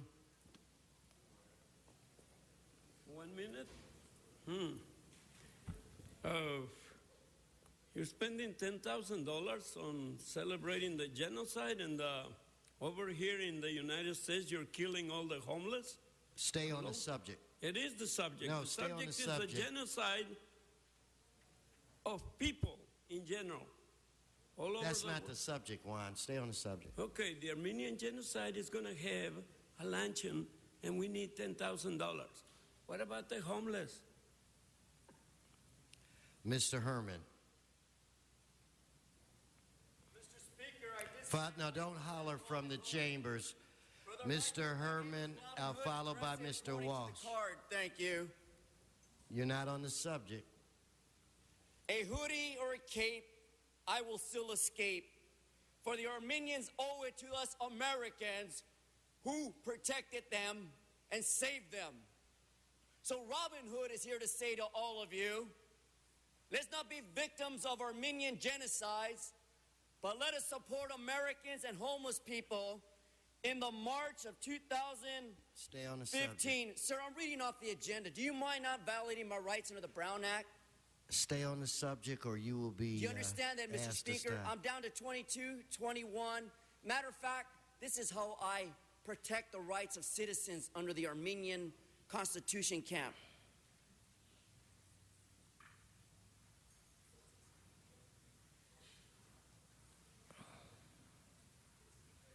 So don't vote for Krikorian. Look, now you're off the subject. His time's expired.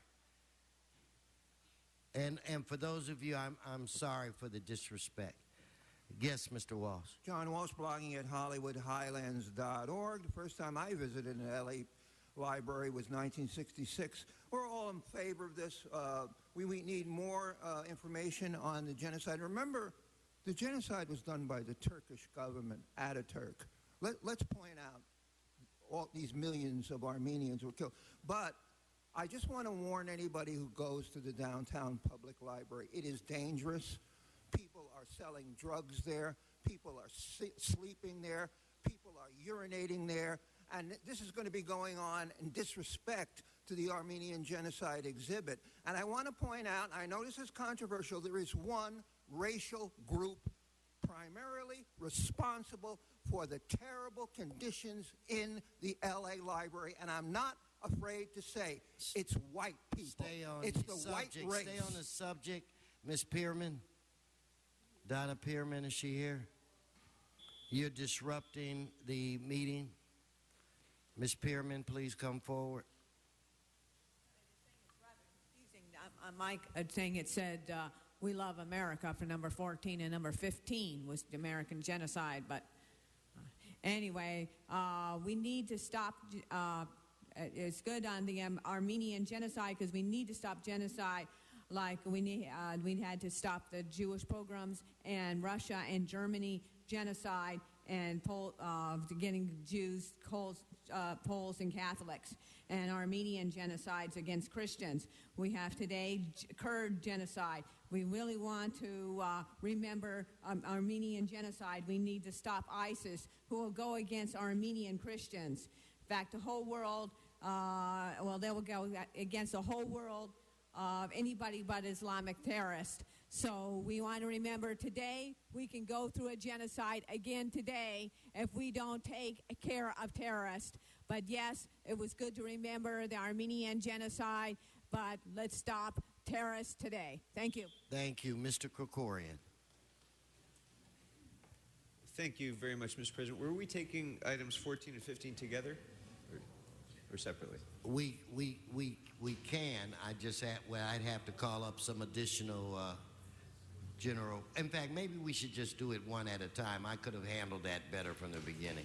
All right. Well, I'll just speak once for both, then, if I may. Members, as you all know, this marks the 100th anniversary of the beginning of the first genocide of the 20th century, the genocide of the Armenian people at the hands of the Ottoman Turks.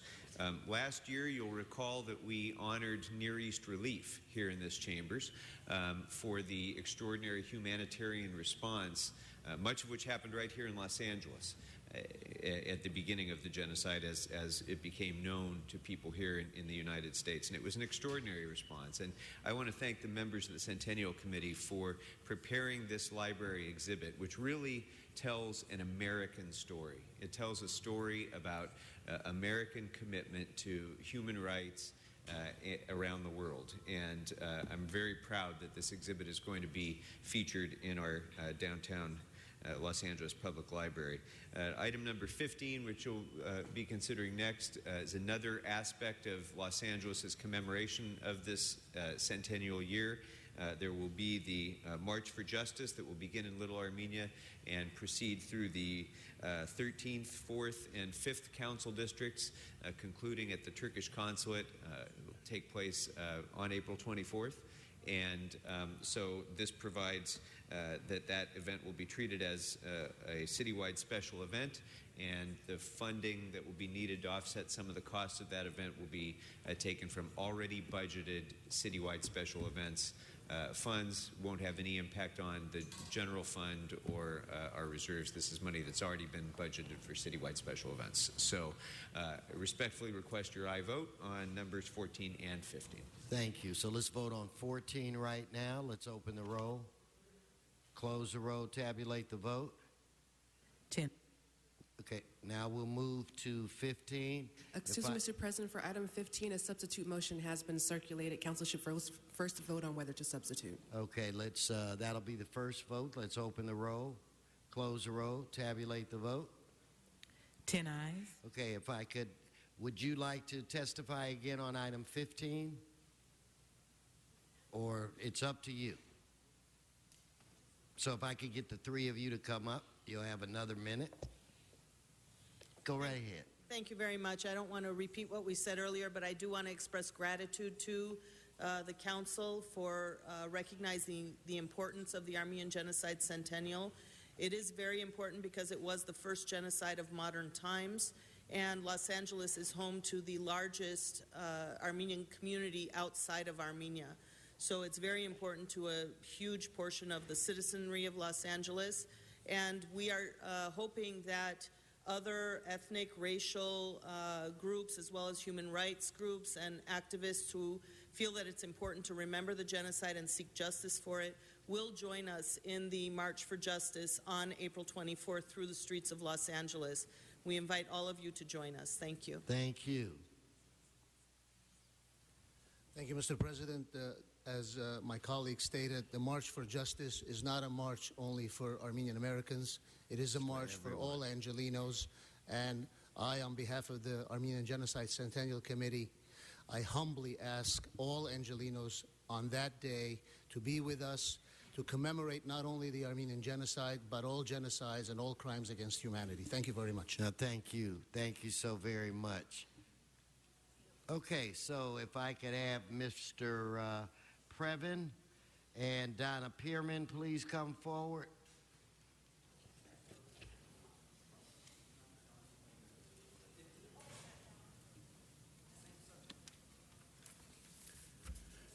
Yes, Council President Wesson, it is Eric Previn, a citizen from Studio City and a candidate in the CD2 Council District race against Mr. Krikorian. I would like to lend my voice to support for a recognition of the 100 years of the Armenian genocide, and I would like to thank Mr. Krikorian and the Armenian community for all that they've done to bring that forward. And I would like to reference that we are also, I believe, extending the art contest for art commemorating the 100th anniversary of the Armenian genocide that will then appear on Department of Transportation buses going forward for the month of April. And I think that, that in fact, it would be very nice if we should do such a thing. I think that it was very nice that the last speaker referenced that we are not just referring to the Armenian genocide. Of course, all genocide is abhorrent. And to do recognition for multiple groups would also be very, very exciting going forward. And perhaps on a month-to-month basis. Thank you very much. Ms. Pearman, followed by Mr. Alcala.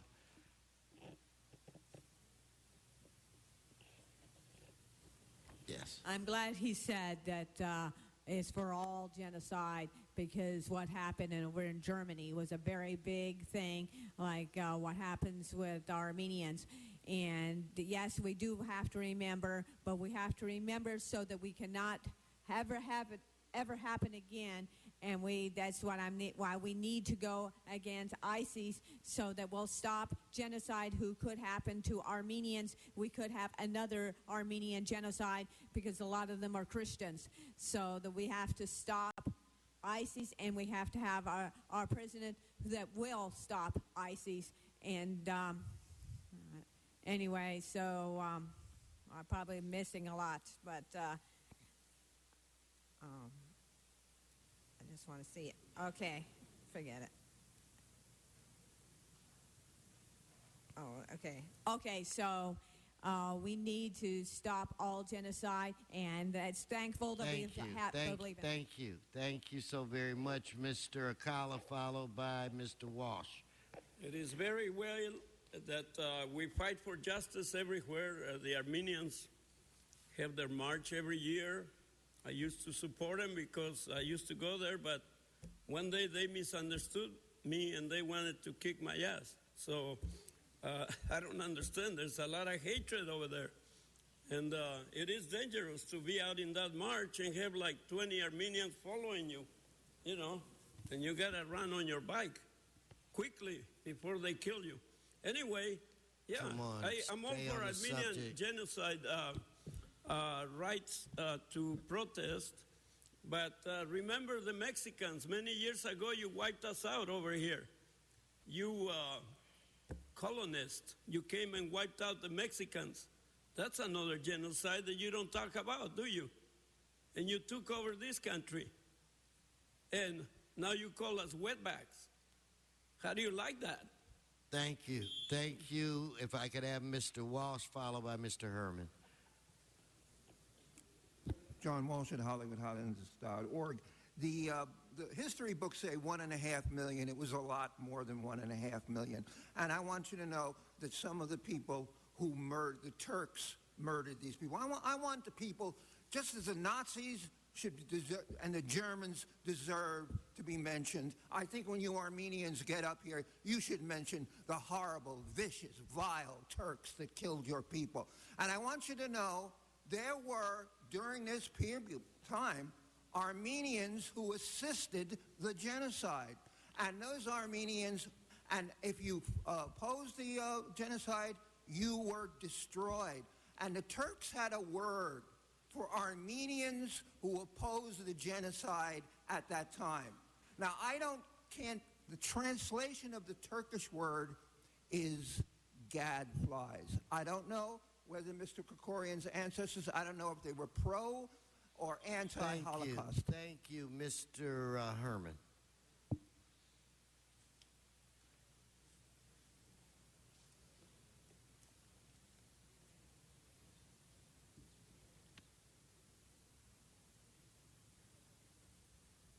The spoils of war are another man's demise.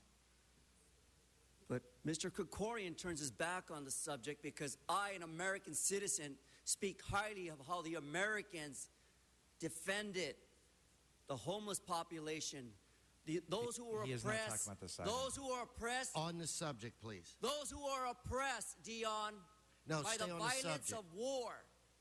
This is the discussion today. The Armenian Holocaust was real, the same as the German Holocaust, Dion, that you don't give a damn about. Stay on the subject. Dion is not on the subject. Stay So on the the subject. subject I'm speaking to you about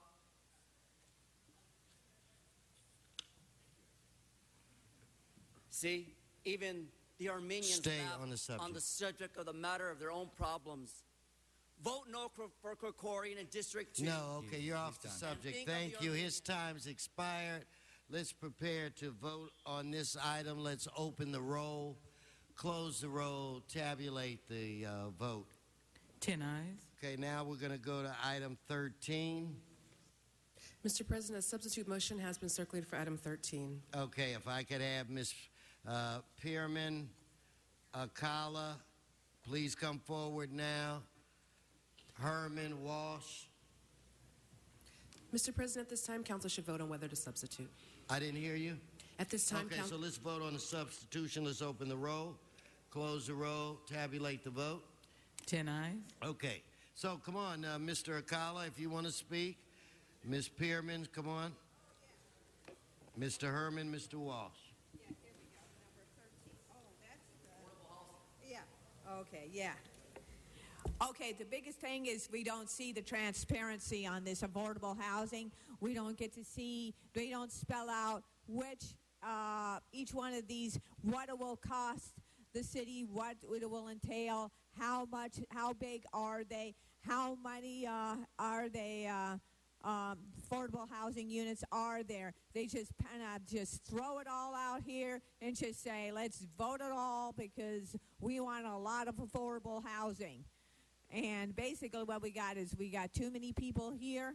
And so, you know, we need to slow down and just not bring everybody in this country so that we can have more affordable housing. In the meantime, we don't have video conferencing. So they can spend billions here and they won't get us video conferencing. That's not right. So You're not on the subject. Thank you. So I don't believe in this affordable housing. Mr. Akala. Affordable housing, my ass. There is nothing affordable in the city of LA. Mr. LaBonge, you are Stay the on the only subject. one that can afford a place because you have a good salary. City Council, you are the only ones that can possibly afford a little tiny room in some little tiny hotel in your own city because you have a good salary. The rest of us, what do we have? We have nothing but bullshit. And this thing about affordable housing is not even a drop in the bucket.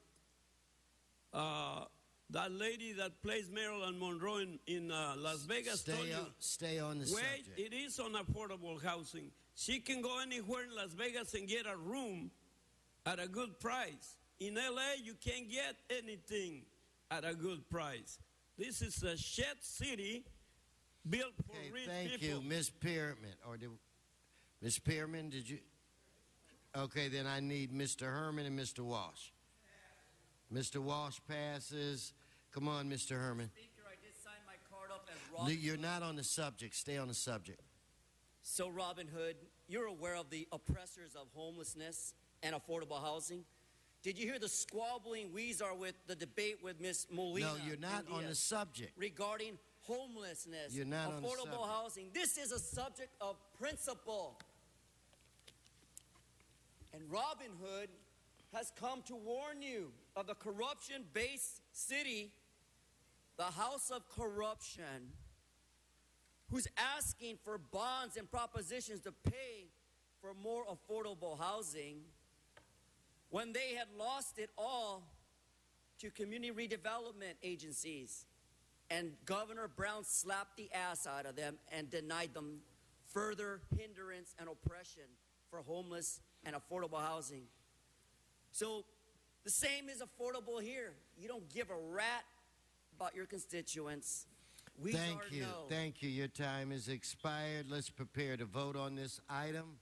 Let's open the roll, close the roll, tabulate the vote. 10 ayes. Can we adjourn and go back into regular? Do you want everything to go forthwith? Everything in this forthwith. So again, let's adjourn and we'll go back into a regular session. Item 9, Mr. Previn and Mr. Walsh. Item 9.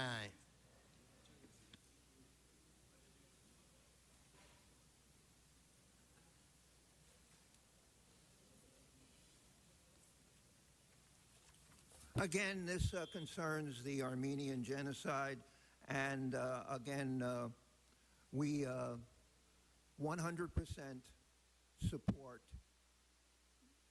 information regarding the Armenian genocide as long as you blame who was responsible, which was the Turkish people, who stood by and did not a damn thing while 3 to 4 million Armenians died. And where are they now? Why isn't Turkey paying reparations? Or has a deal been made? HollywoodHighlands.org. Okay, Mr. Previn.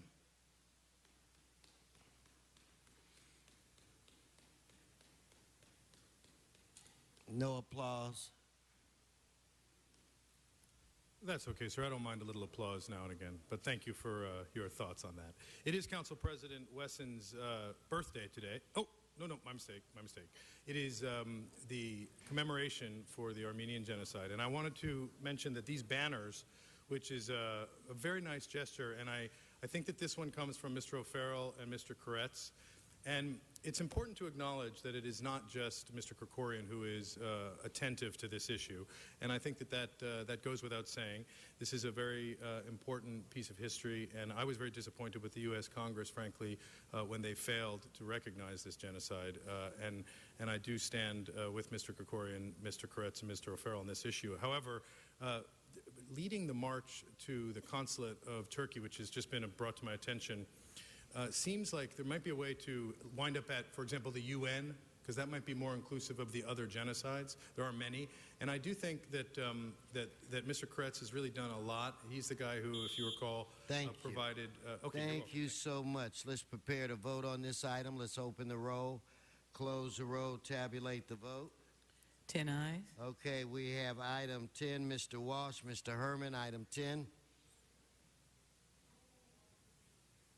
Item 10.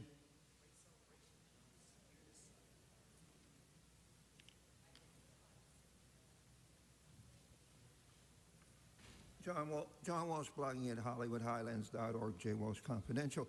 Well, of course, again, we want community beautification and cleanup efforts by the Los Angeles Conservation Corps and Council District 1. That's mostly, now it's pretty much turning Jewish. Highland Park was the rents and the homeowners, and it's Hispanic. We also would like, and I'm telling you right now, as a substitute teacher, I went to every neighborhood in this city, and if the neighborhoods were in the black areas, they were totally neglected. If the neighborhoods were in the Hispanic areas, they were kept up, okay? And that's why maybe, Mr. Wesson, you could be true to your skin and put some beautification in your neighborhood. HollywoodHighlands.org. Stay on the subject.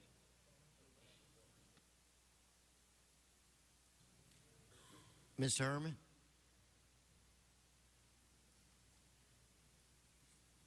For the record, Mr. LaBonge and Cedillo, I know that Mr. LaBonge loves the community of beautiful Asian women to clean No, up. come on, stay for on the effort of subject. Los That's not on the Angeles subject. In this conversation, it's a fact, Jack. $45,000 in the form of AB 1290 Fund number 53P, account number 281201 CD1, redevelopment projects.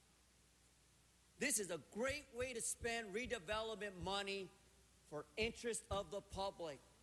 And you, the taxpayers, get duped into paying for these perks by the perkers for $45,000 for community beautification and cleanup efforts. Did you hear Mr. O'Farrell's point?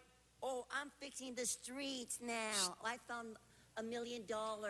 How great is that? Thank you. Okay, let's prepare to vote. Let's open the roll, close the roll, tabulate the vote.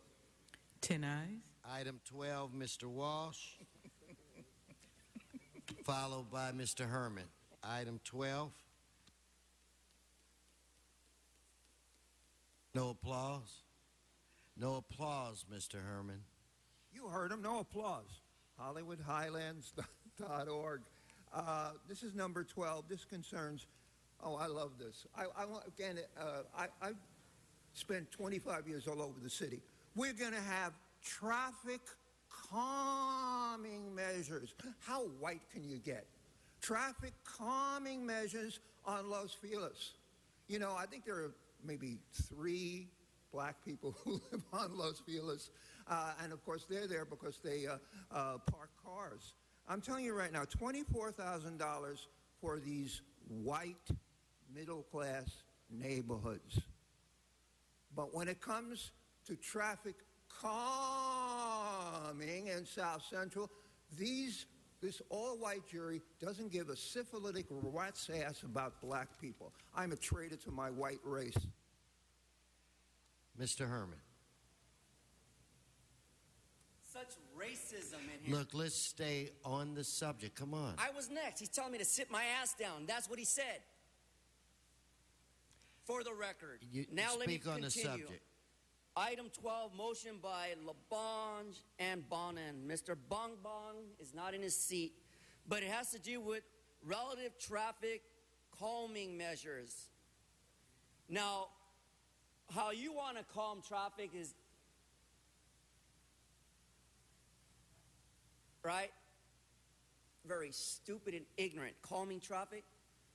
Throughout the city of Los Angeles, there's always going to be traffic because you didn't take the initiative to spend money on the bonds and measures to complete the infrastructure to save all of us taxpayers from the embarrassment of the city of Los Angeles for not doing checks and balance and ensuring that all traffic in the city of Los Angeles is accessible for all people and not just blacks. Thank you. Let's prepare to vote. Let's open the roll, close the roll, tabulate the vote. Item 6. 10 ayes.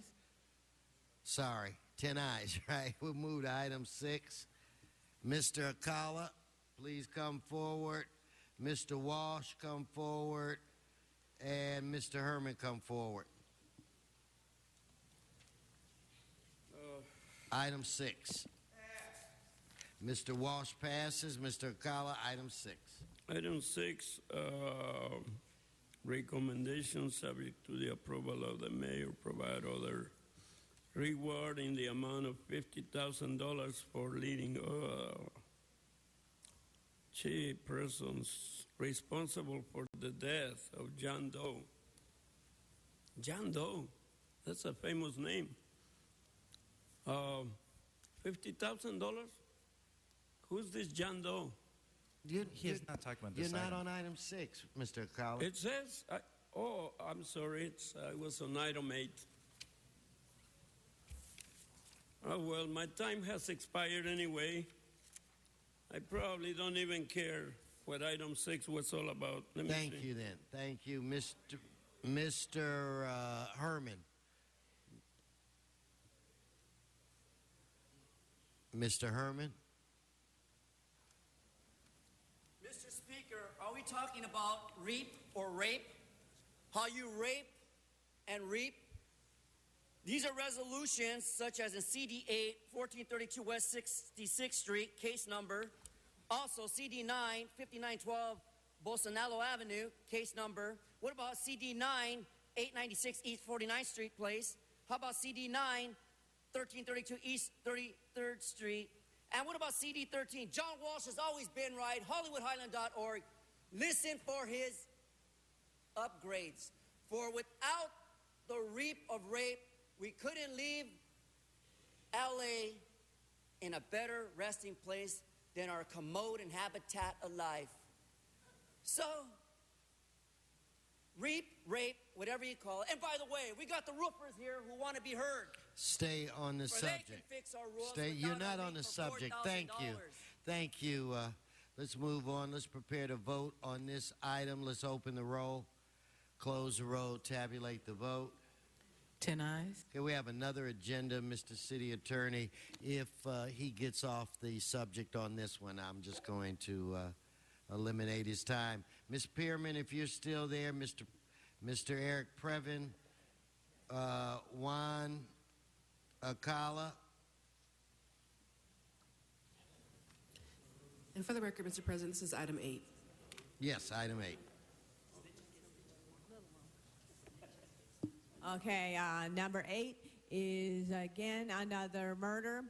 So what we got to do is we need to be able to arm ourselves so that we can protect ourselves when we go out, so that we can have less murders out on the street.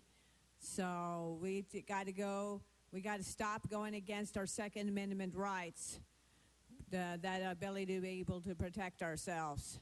So that's all I have to say right now.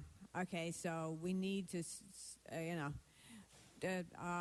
Billy to have guns. We protect ourselves. Okay, sorry. Thank you. Mr. Previn? Mr. Acala? She wanted to also talk about video conferencing, but... No, you're off the subject. Oh. Thank you. Can I have Mr. Previn? Then you stay on the subject. But how many John Does are there in your city? Quite a few. 50,000 apiece. They're more valuable dead than alive. What's going on here in this city? We appreciate more people when they're dead than when they're alive. When they're alive, we don't give them affordable housing or anything. Stay on the subject. And we put liens on everybody. Stay on. Everybody He's not on the subject, homeless. Mr. City Attorney. Thank you. Come on, Mr. Previn, followed by Mr. Walsh. Item 8. Yes, thank you, Council President Wesson. It is Eric Previn, a candidate in the CD2 Council District seat race with Mr. Krikorian. Stay on the subject. Right, sir. This is the subject when it's a $50,000 reward for a character named John Doe, which I think is meant to signify that we didn't know the identity of the character who was who died. I support trying to apprehend those folks. Obviously, one detail, and I think that, sir, I know you're focused on improving this meeting as best you can. I think it would be useful if we brought down a police officer and framed it up so we could hear and see the guy, and he could then explain a few of the details about the crime. I know you're familiar with the program called Crime Stoppers and Crime Watch. These are ways that the public can then be alerted to some of the details and may actually be helpful at getting, some traction on apprehending this person. So that is a recommendation. I offer it in the spirit of trying to apprehend this killer, if there was a killer. And thank you. Thank you, Mr. Walsh. John Walsh tweeting at Hollywood Dem. Is this the John Doe rock and roll star? I hope not. I hope he's still alive. Look, what's the point of this? If you're not giving out the information and you don't even know the person's name that was murdered, how do you think anybody's going to come and give you information about this nameless person? In fact, this $50,000, don't worry, folks, the only rewards that have ever been paid out in the past 20 years were for crimes where one white person did it to another white person. I'm telling you, I've been taught these gangsters in South LA as a teacher. They even have a nickname for me, the gangs. They call me the professor. And remember, the gangs rule in South LA, and snitches get stitches. Whoever saw the murder isn't going to say a damn word. You're wasting your time. Thank you. Let's prepare to vote. Let's open the roll, close the roll, tabulate the vote. 10 ayes. Okay, that brings us where? General public comment? Yes, Mr. President. I think I have, is it a Nazim? Please come forward. John LaSure. Eddie Torres, please come forward. Go right ahead, sir. Good morning, council members. I would like to give you an update on Ordinance 183149 since I last spoke to you last week. I have received hundreds of complaints on my website, www.badlarooflaw.com, from roofers who have lost hundreds of jobs just in the last week alone, totaling millions of dollars lost in LA city revenue. I've received complaints from homeowners who are not abiding by this roof law. They're not putting on white roofs. Councilmember Blumenfield, your roofer, Steve, at S&S Roofing, told me to tell you that he's been shut down by this ordinance. Councilmember Englander, Van Zant Roofing, Fran Campos Roofing, Corson, Olympic Tall, and about 25 other roofers are all at a loss. Councilmember Huizar, I've received complaints from the poorest of the poor Latinos who've lost all their roofing jobs in the last week. I can go on and on, but I don't have the time. Please, council members, please put a motion for a moratorium on this ordinance to allow manufacturers to produce a cheaper roof in all colors. Thank you. Thank you, Councilmember. Yes, sir. Next. And then if we could get Gladys, I think it's Castellan, next. Yes, sir. Howdy. My name is John LaSur, LaSur Roofing. I own a small business in Highland Park. With this ordinance going through with the cool roof, first, I've been licensed in the city of LA for over 5 years with my company. The city of LA never sent me a notice saying that we're changing the law, which if you're changing business law, everyone in business should know about that. The material that we're having to use is now $150 a square for 3 bundles compared to $80 a square. I do a lot of work in Highland Park. Most of the people in there can't afford to double the material. I'm all for the environment, I'm all for the cool roof, but right now is not the time to do it until the manufacturers have the technology that regular people can afford it. We're losing work every day. We got unlicensed roofers starting to pick up this work. People are not pulling permits. It's not fair to us that are playing by the rules to have this ordinance. I mean, in time, yes. Thank you. Yes, sir. No applause. No applause. Let's get through this. Yes, sir. Yes, good morning. My name is Eddie. I'm with Final Cleaning Solutions. We're a small family-owned business in Councilman Price's district. And actually, we're here to say thank you, Councilman Price. Like I said, we're a small business. We do final cleaning for the construction. We're signatory to LIUNA. And we're out of South Central. And your office has been arranging some small business advocacy support, which means a lot to us. We're a very small company. And as a result of those meetings that you've set up with, we've been afforded some opportunities. We won some bids. And I just want to say personally thank you. And also with your representative, Dorothy Randall, very, very devoted, has a passion to help small business, and as a small business person, I appreciate it. I'm here to introduce one of our employees, Gladys, that can share what you do, what's the result, what does it come down when it reaches this level. Thank you. Thank you. So if I could have Miss Gladys Castellana. I'm trying. Hi, good morning. My name is Gladys Castellon. I currently reside in Compton, and I'm an employee with Final Cleaning Solutions. I am also a member of Local 300 Laborers Union.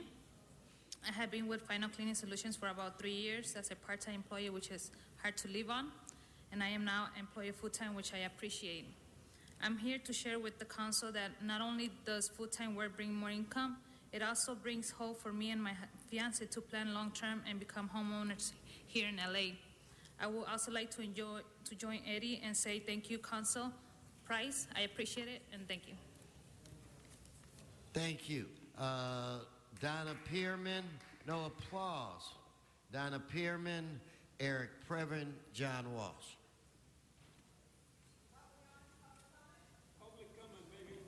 Donna Pearman, Eric Previn, John Walsh. Okay. First, let me make myself clear. Genocide is happening in the Middle East today. Men, women, and children, burnings, people alive, beheadings, and rape, and slavery. But right now I want to talk about Prop 1 and 2. It will cost the city to pay the county to do city elections. We don't have an amount what it will cost, but it will be costly. There'll be no more local elections. We'll lose our voice. Everything will be hidden if Prop 1 and 2 passes. Unknown candidates will have a harder time in these elections. They just want the city council to have 1.5 more years, and they'll have more retirement and more pay. So that's going to cost more. Anyway, our voices will be eliminated. Women and blacks will lose their voice, like we lost our voice when the video conferencing was taken away. So people, we really got to vote no on 1 and 2. Thank you, Ms. Pearman. Mr. Previn, followed by Mr. Walsh, followed by Jose Martinez. Yes, it is Eric Previn, candidate in the CD2 Council District race. And there are a number of matters with the city attorney that are currently pending, mainly 907 Shenandoah Investments, LLC. They received a refund, guys, that needs to be scrutinized very carefully. I mean, somebody pointed me to the FBI and said there have been problems in this business. This is your job, okay? Equitable framing of this telecast, Mr. Wesson, is directly on your plate, sir, and you could shuffle the papers, but we got to fix it because it's appropriate. Okay. Case file number 14-1606. Mr. Fuhr is looking closely at. Mr. O'Connell knows what that is. This is a defective item that is providing that private developers can fund city litigation. That's not in the public's interest. It should be agendized properly so that the many groups that care about that can weigh in with all of you. Okay. And finally, I just want to say that the Youth in Government group of our area has invited Mr. Krikorian on March 8th to address them. They denied a debate, and I just feel that this is really inappropriate because we want a debate in our community. Thank you so much. Mr. Walsh, followed by Mr. Martinez. John Walsh, J. Walsh Confidential. No on city charters 1 and 2. 38 pages trying to explain it. It comes right down to this. You're giving the mayor an extra 1.5 years of unelected term. You're giving Herb Wesson a 1.5 years of unelected term. Vote for Martinez, but then you're giving her a 1.5 years extra of unelected return. What this is doing is Fernando Guerra and this Uncle Tom. See, in the old days, the Uncle Toms took their orders from the white man. But this is different now. Our Uncle Tom Wesson, takes his orders from the corrupt Mexican politicians. And by eliminating Election Day, it will lower the percentage of black voters and raise the percentage of Mexican-American voters who take their orders from these corrupt Mexican-American politicians. Vote no on 1 and 2. And who's spending the money on it? Outdoor industry. Thank you. Mr. Herman, I've asked you no more applause, so I will not be calling your name. I've already told him, and he's constantly disrupting this meeting. Mr. Martinez and Mr. Akala.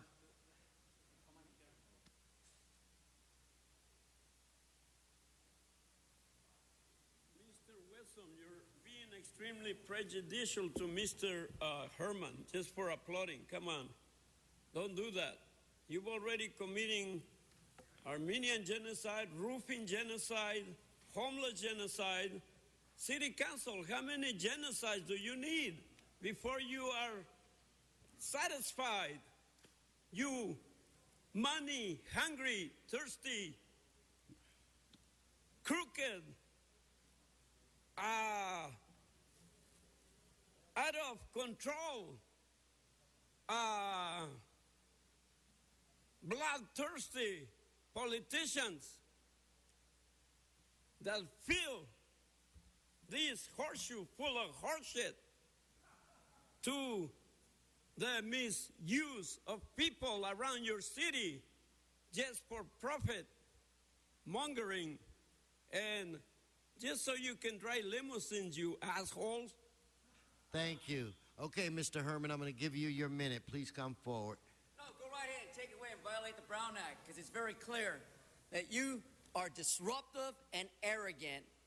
And that's the reason why the voters are going to make the decision, as I urge all you voters, vote no on Amendment 1, vote no on Amendment 2, and because I can't clap, Please keep your voice I can down. definitely laugh now, because dumbasses here think they're going to pull a fast one on us. Vote no on all of them. Why? Let me tone it down, because, again, we're not going to allow Herb Wesson 5.5 years to sit there and criticize us on the Brown Act. We're not going to allow the Krikorian party here to demise the Armenian families, their rights as American citizens. So again, I'm politically correct, and I can't restrain but to laugh. Because Robin Hood was here, and the gentleman... Thank you. Your time has expired. Thank you very much. Okay, where are we? Do we need to post and refer, Madam Clerk? Yes, council has motions for posting and referral. Okay, it's my understanding there are no announcements or members, no adjourning motions today. This council meeting is adjourned.